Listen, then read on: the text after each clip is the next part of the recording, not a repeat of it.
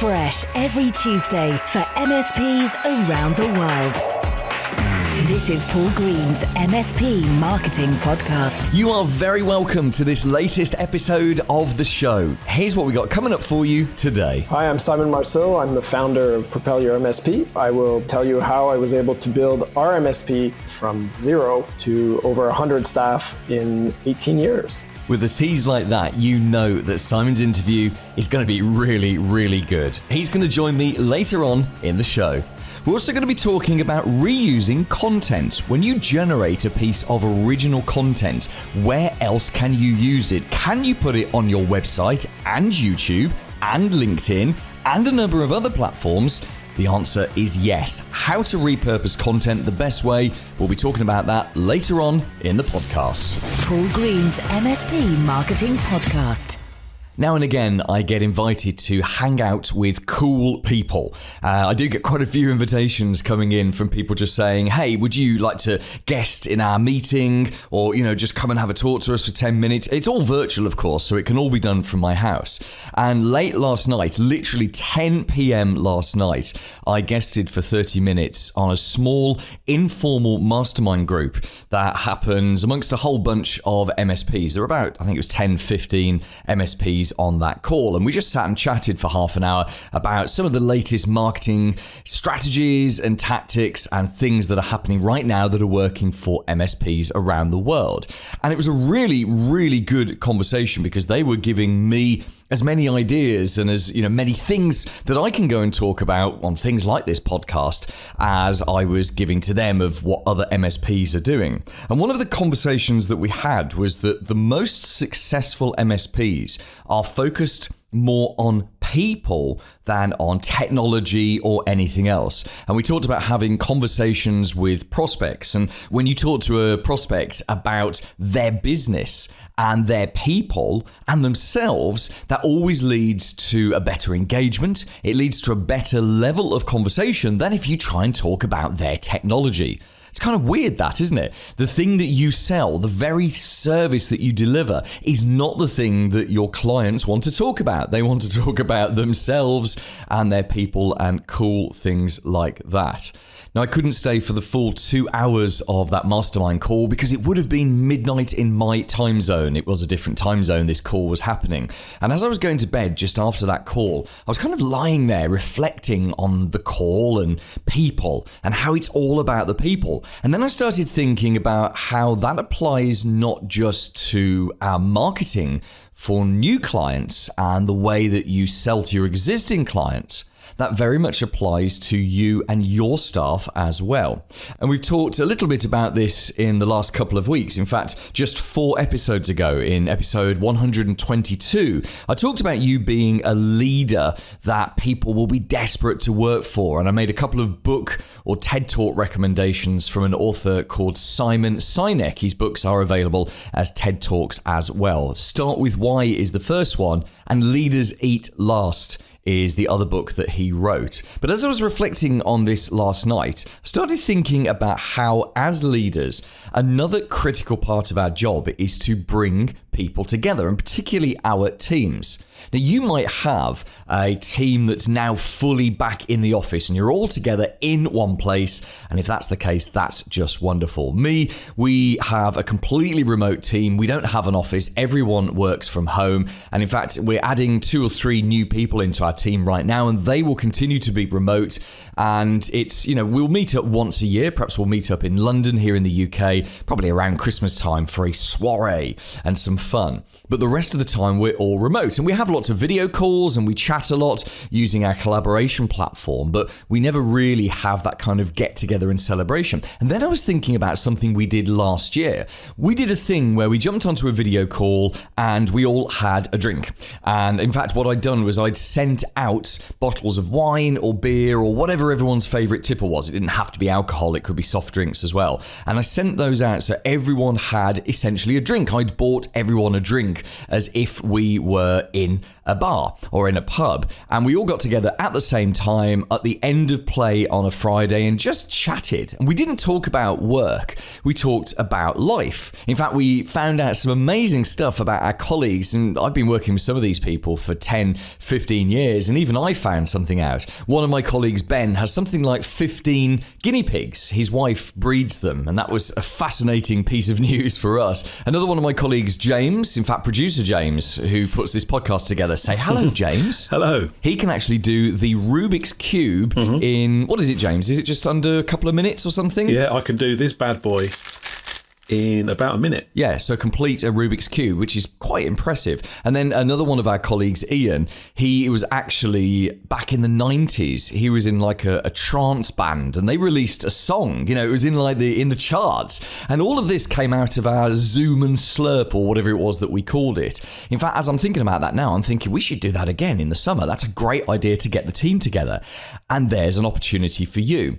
You see, if all your team are meeting up in the office every day, well, that's an easy thing to do, isn't it? You just ship in a couple of drinks or maybe even pizzas. You could turn this into a pizza party, and you ship that in, get it in on a Friday lunchtime or a Friday afternoon, maybe even do a barbecue or something like that. And you take a group of people who are working together and you kind of help them to socialize together a little bit as well. What I've found over the years is that when you take a work team and encourage them to do a little bit of socializing, they really do bond together. Well, if there are any cracks in the team, those cracks become amplified. But otherwise, the team does tend to bond together just a little bit, which is a wonderful thing to watch. Now, where I think this is really clever is if you've got a hybrid team. What if you've got some people in the office and some people who are remote? Maybe there is a technician that you use for 5-7 hours a week. They're remote, perhaps even based in a different country, but they're essentially part of your team, or be only a part-time part of your team.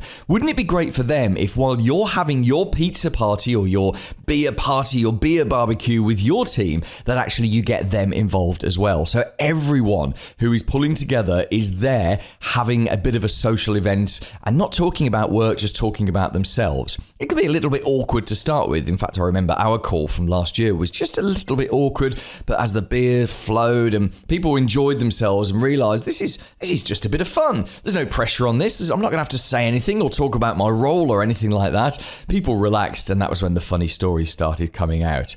Pizza, beer, barbecue, whatever suits you and your team. It's just a general good idea to have a little bit of a social event once or twice a year with every single member of your team, whether they're in the office or whether they're working remotely. Here's this week's clever idea. One of the curses of marketing for many MSPs is having to generate your own content. It's why these days almost every single vendor seems to have tons of marketing content available via their partner portals. And it's why services like my MSP Marketing Edge service exist, because people want content, very high quality content that's relevant to their audience, and they want to be able to use it in their marketing. Here's the thing though, whether you buy in some content or get it from a vendor or just create it yourself, there's actually an amazing amount of stuff that you can do with one piece of content. And this is called repurposing. In fact, smart marketers are repurposing content all the time. I do it, that's for sure. So if I talk about something here on the podcast, and this podcast tends to be the driver of all of my marketing content, then if it's a good subject and I can see that we get some good feedback on it, then I will repurpose that into a blog article. And then from that blog article, that might be repurposed into a piece of content on LinkedIn. And we're just starting an effort to really enhance our YouTube channel. So at some point, we might repurpose that content into a YouTube video.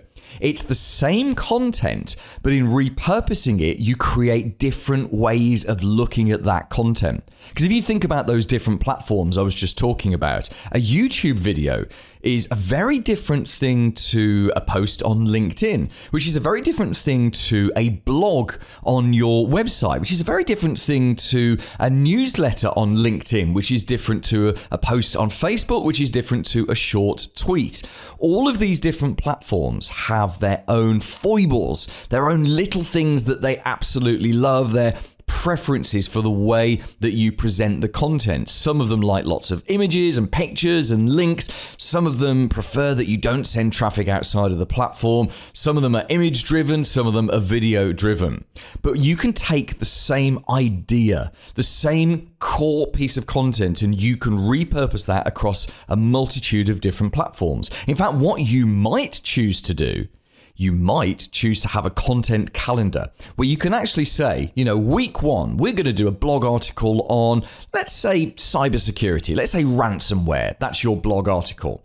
And then 4 weeks later, you're going to turn that into a 60-second YouTube video. And 4 weeks after that, you're going to turn it into a LinkedIn article. And 4 weeks after that, you're going to turn it into something else. You get the idea here. So instead of just running the same piece of content in 1 week, across multiple channels, you're actually very smart with it. You have gaps, and it might be 4, 5, 6 weeks. It might be random gaps, but you can take a single idea for a piece of content and you can use it many, many different ways. In fact, if you looked at that, let's say you had a 52-week content calendar and you had 4 different channels that you wanted to fill, such as your blog, LinkedIn, YouTube, and Facebook.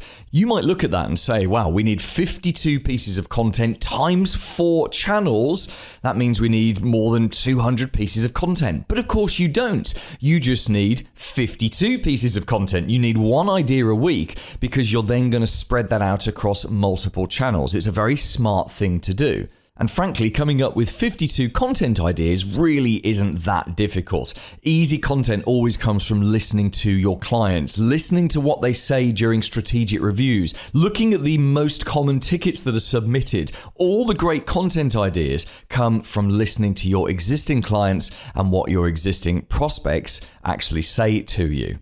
Now, the real trick with repurposing content is not to worry that the same people are going to see it across multiple different platforms, because there are a small number of people who watch every video that you put out and read everything that you put on Facebook and everything that goes onto LinkedIn, but they are very much in the minority.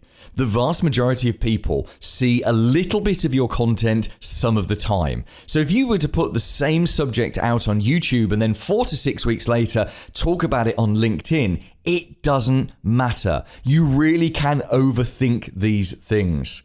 This was one of the lessons I learnt working in radio back in the 90s and early noughties, because myself and all of my colleagues, when we started in radio, we were sitting listening to the radio station all day long. We were radio nuts. That's why we got into radio. So we would listen for huge amounts of time, 10, 12 hours a day. We all knew what was happening on the radio station at any one time. We were often listening to our shows and our colleagues' shows. It was very much top of mind for us.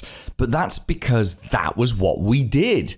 It was all we did. None of us had any real lives outside of radio. And so we were completely obsessed with it. The actual listeners, well, the vast majority of them, they didn't obsessively listen to the radio. They'd listen for maybe 20 minutes in the morning while they were doing their commute, 20 minutes on the commute home, maybe a little bit during the day in the background at work, but they weren't listening to it obsessively. So we would talk about the same subjects again and again and again and again. And in fact, often it would take talking about the same subject 5, 10, 15 times for your casual listeners to actually perceive it, for it to go into their brain and for them to realize that we were talking about something. I mean, sure, we had a very tiny proportion of listeners who were as obsessed as we were with the output, but they were not the majority. And with your marketing, just as with something like a radio station, you program it, you create content for the majority. The majority are not absorbing everything that you output, so don't overthink it. Come up with an idea, figure out the right number of platforms to put it across, and then figure out what the different rules are for each of those platforms. And my final thoughts on this is, of course, that you shouldn't do this yourself. When I talk about repurposing content, this is not really a job that you personally should have to do.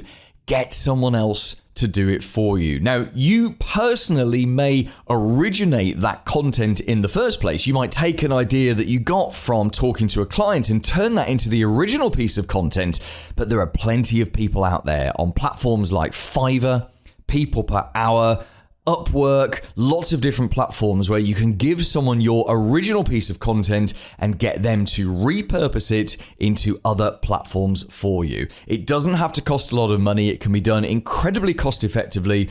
And believe me, it's better that you pay $10 or $20 for someone else to spend their time repurposing content so you can go and do something more productive with your valuable management time.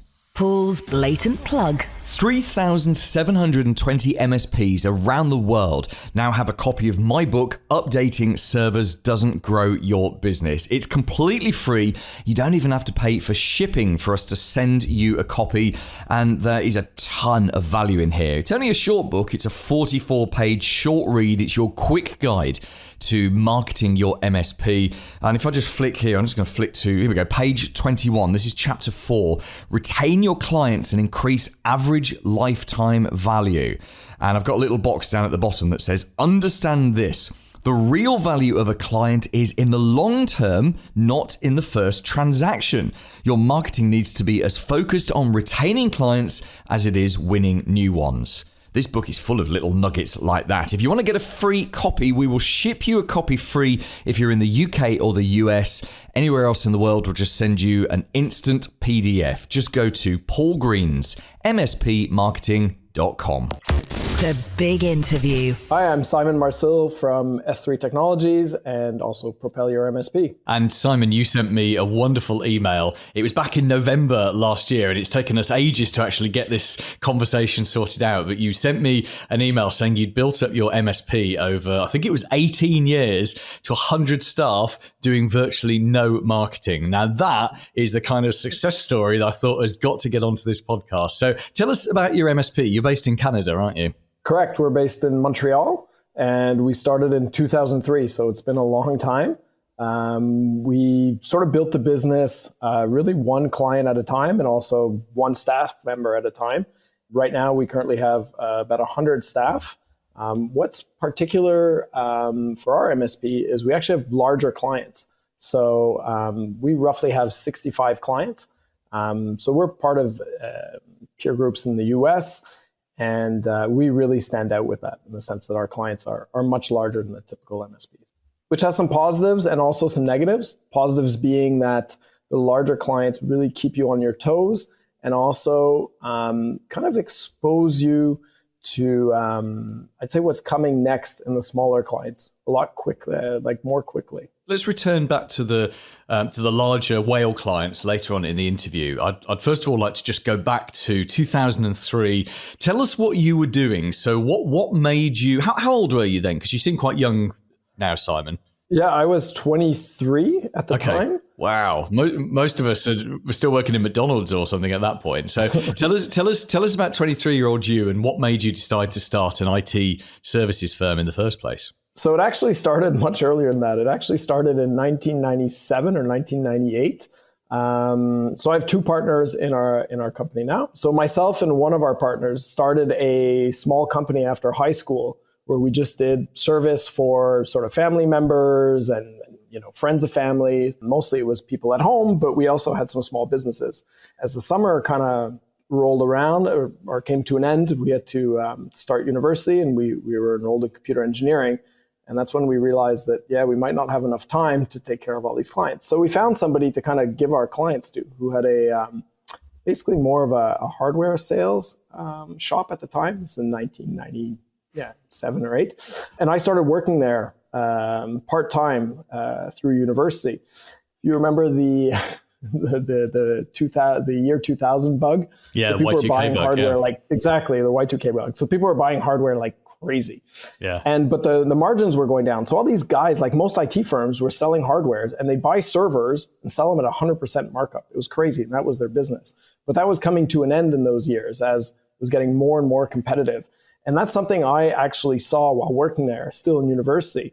And so we used to sell these servers to these small businesses, and they'd almost like give the service away. It was kind of like if you bought your hardware from the shop, we'd install it for free. And I realized this was nuts. I'm like, well, the service actually has good margin on it. And that's what we should focus on. And I actually wrote a whole program or business offer around kind of what is an MSP today, meaning proactive service to these clients. And this is in like 1998, 99, maybe by then. And I went out and I sold it to a bunch of clients, and we sort of started what was a mini MSP. When I finished university, I guess I was a bit naive. I thought, I don't know what I thought. I thought I'd get a crazy offer, maybe become a partner or something nuts, but I was just a young kid, maybe a little cocky, and realized that basically that wasn't going to happen. So decided to pretty much start it on our own. Yeah, it's pretty impressive to have. I mean, I've only been in this world 6-7 years, but to for you to have that kind of foresight back then was pretty impressive. So, how quickly did the company grow at first? I mean, did you have big ambitions for it, or was it a case of just as you said earlier, win a client, take on a member of staff, win a client, take someone on? We definitely had a lot of ambition, maybe a little too much actually at the time. But we were 23 years old. We started out of our apartments. We didn't have any money really to start. So it was really, one client at a time. We were, and I thank my partner Vince for this, we were really, really good with our money, meaning saving up our money, not taking on debt. But it's funny, I think in those years, it almost gave us credibility, and the fact that we only sort of did service and we did have like an sort of an all-you-can-eat price at that time was completely different. And at what point did you realize that we're building something special here? Because I don't speak to many MSPs that are at the size and the level at which you guys are at. Was there a point at which you got there and you thought, wow, we could really take this somewhere? Or did you get it to a certain point and you were considering an exit? Sort of talk us through the middle age of the business. So we realized that we were doing something that was different in the sense that we were really focused on recurring revenue. Any client that wasn't going to take sort of the full package with us wasn't the right client for us. But I think when it clicked in is, so we got invited to, at the time we were dealing with Ingram Micro, and they had their VTN group, and they invited us to a conference in San Francisco. And we met Gary Pica, who had actually just sold his company. So I don't remember which year that was. And he was giving a talk about this new MSP model, So we're sitting there and he's kind of talking about it. We're like, oh, he's describing our business. We've been doing this forever. At the end of his talk, he asked the room, we're like, how many people here have recurring revenue? So he says, I think lift up your hand if you have $10,000 in recurring revenue. So of course, we've got our hand up. Then he says, okay, keep your hand up if you have like 20,000, 30,000, 40. So by I don't know, I want to say 50,000. I think everybody's hands down. And we had over 200,000 of MRR at that time. Wow. And he came to see us at the end. He was like, okay, basically, he was like, who the hell are you guys? Where are you? How come I've never heard of you? It's kind of funny because we'd been doing our thing in our little island, until then. So how did you find these people? Because that's, a lot of the MSPs I speak to would love to have, as much as they're scared of whales, as quite rightly you should be, anything that's over 20% of your revenue is a threat, a massive threat to the continuity of the business on its own. But everyone would love a 50, 100 user business. So you guys, you've already admitted you didn't do much marketing. Where do you get these from? Was it from referrals? So we do AdWords. So we've done a lot of AdWords. So people definitely find our website. So some people will call us, they find us online. And then obviously we have some partners we work with, either, who are different consultants or so referrals. My partner, Marc, he's in charge of sales. He would actually do, he's even done some cold calls at the time at some larger clients. Wow. Yeah. And worked on some of those. So I shouldn't say that we didn't do any sales or marketing, but we've done very minimal. Yeah. I mean, we have one salesperson, we have 100 people. It doesn't really make sense. Well, no, actually, it does, because if you've got a very clear idea of the kind of client you want, and it's a minimum 100 users or whatever your minimum is, what's the point of having 3 salespeople? Because there's only a finite number of new clients that you can onboard. I'd imagine an onboarding for you is a fairly impactful. It's huge, yes. Yeah, but it is, yeah. I imagine it's something to look forward to and dread at the same time. You said something earlier. You said we turn down clients that we don't want. So to put it into my words, you're very picky about the kind of clients that you take. Now, today, I can imagine that's not a difficult thing for you, especially if you personally are not involved in the selling. You haven't got to sit there and see the whites of their eyes and turn someone down or not even bother having the meeting with them. You've got someone else to do that for you. Go back to in your mind to when that was actually a big thing, because most businesses for much of their life will take on pretty much anyone who's got the money and is willing to buy the services. So how difficult was it for you to turn away the wrong kind of clients? Maybe it's because we were always very responsible with our money, not having any debt, and kind of knowing what the kind of relationship we wanted with our clients too. We worked very hard growing the business, and you know, if we were going to basically put that much effort into our clients, we wanted somebody who would respect us and have a good, have a good relationship with. It's funny you say you're going to work crazy for someone, you might as well be respected by them. But how many MSPs do you know who have clients that don't respect them, and yet the MSPs keep them on month after month after month? Should we make this National Fire a Client Day? I think that would be a great thing to achieve. Or better still, don't take them on in the first place. I would say that's the better option. I was just doing a consult just before I recorded this interview with you, Simon, with one of my MSP Marketing Edge members. And he's only been going, I think it was about 7 months. And he has deliberately reduced his price so that he's 30% under market value. So let's say market value is roughly what everyone else is charging. Mm-hmm. And he's using that as his selling point. And I had an aneurysm when he told me that, because apart from he's got 14 years experience. It's just the company happens to be 7 months old. What I said to him was, well, A, those people you're selling cheap, it's going to take you years to get them up to market value. And by then market value will have gone up. But B, because he's telling them we are cheaper because we've just got started. It's kind of, he's actually starting the relationship off in completely the wrong way, and he's making it more difficult for them to buy from him, because they're picking him on price, or the temptation is to pick him on price rather than the fact he's been doing this for 14 years and his business partner's been doing it for 20 years or whatsoever. So I think it does, you're right, it comes from getting it right early up.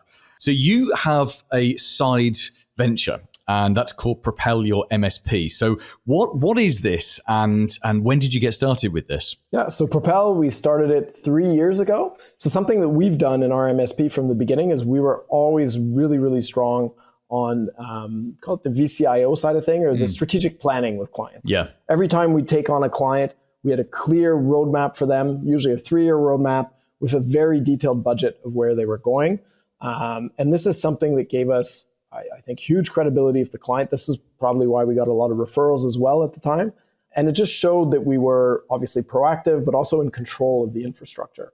There's nothing worse than going to see a client and saying, hey, there's this thing, whatever it is, that's unplanned and you need to spend money right now. So for us, that was always really, really important. And as the company grew, I built these systems to make, because it takes a long time to do. So I built these different systems to automate it. As we hired vCIOs, it got really difficult to have them give out the same quality of strategic planning and of roadmaps.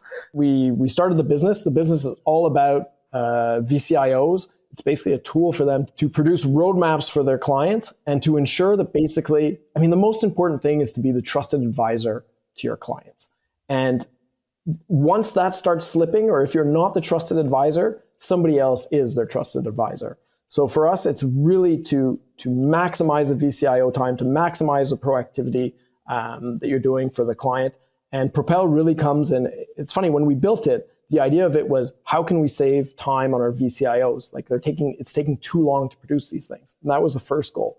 But funny enough, as we started using the product more and more, I realized really the biggest benefit was the consistency. Now we're delivering these plans to all clients, and also, it's going to sound silly, but there's no mistakes. The data is accurate. Do you know what? As I'm talking about this, I'm thinking you must be some kind of visionary, because you were doing vCIO stuff, 10, 15 years before anyone even coined the phrase, I'm sure. You seem to have set yourself up with a managed services model long before managed services was even a thing. So I am definitely asking you on our YouTube interview what the next big trend is. And then I'm going to put money into that, because you clearly seem to know what you're doing.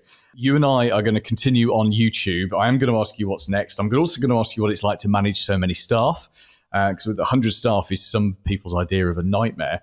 And I want to talk about business partners as well, because you've managed to keep your partners going since 2003, or keep your partnerships together, which is impressive. And maybe that's easier in a successful business than a business that's not so successful. But these are some of the things that I want to explore with you on YouTube. So Simon and I are going to move over now onto YouTube. And if you go looking for Paul Green's MSP Marketing YouTube channel, you'll see the extended interview there. Simon, just for the podcast here, if you just want to finish off by just giving us that 10-second plug for Propel Your MSP and tell us how we can go and find more. So propelyourmsp.com. We have a freemium, so you can use it for free for 2 of your clients. All the features are available. You can also contact us, obviously, for a demo. Our biggest strength is really our product, all the details in it, how it can be customized. A lot of our MSPs are on the larger side because that's obviously what we know best. So I think it's a product you can also grow into. Of course, I'm biased. I think it's a great product, and I think you should check it out. Paul Green's MSP Marketing Podcast. This week's recommended book. My name is Bob Jameson. I'm from CSM International. The book I recommend is Cyber War by Richard A. Clarke. It's a really well-written book on how cybersecurity is expanding, and not only the warfare space, but also in the civilian space. And what does that look like, and what does that mean to us?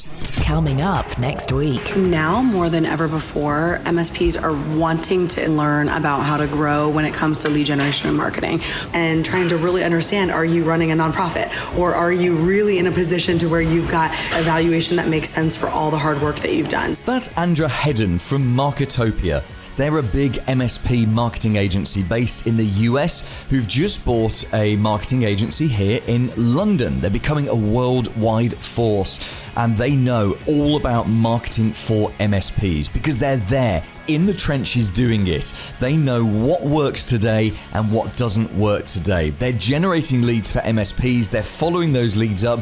They know what ordinary business owners and managers are responding to right now. A couple of months ago, Andrew flew over to London here in the UK and sat down with me for about 40 minutes to talk about the state of MSP marketing right now. It was a fascinating conversation, and I'm going to share the whole thing with you next week. We've got an MSP marketing podcast special to celebrate Easter. Now, don't forget, we've got the extended version of the interview I did this week with Simon Marcil. That's on YouTube right now, and our show about the show, Another Bite, that will go live on YouTube on Thursday. You can see both of those at youtube.com/MSP marketing. Please do subscribe to us on YouTube and whichever podcast platform you use. Join me next Tuesday and have a very profitable week in your MSP.